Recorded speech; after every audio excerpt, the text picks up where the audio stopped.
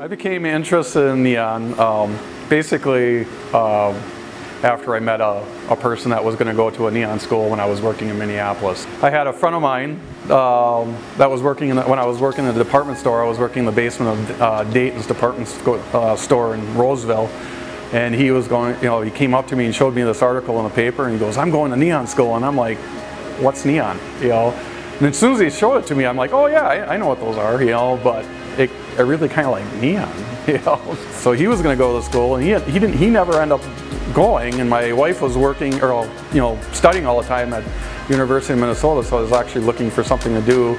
And I always liked art and did a lot of art, so I actually took a nighttime course that was just like getting your toes wet.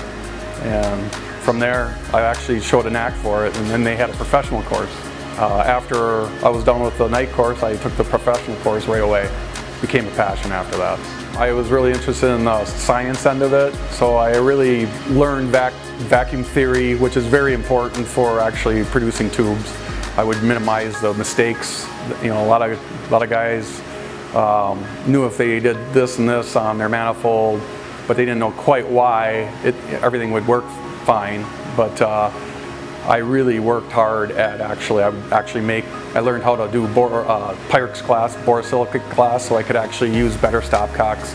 Then I made my own manifolds. I tore them apart. I made them for other neon guys in Minneapolis area. So I really dove in, and learning the vacuum science end of it makes it so you can always do a very good vacuum inside the tube to make a better tube.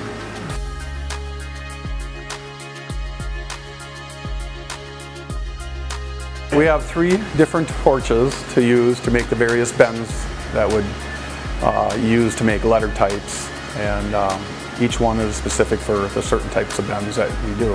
And the bend would be right angle bend, which would be like an L shape, a U bend or a double back, which would be a U shape, and a right angle with a drop, which would be basically like if you're using on an E, you would come dropping down. That you would use cannon fires.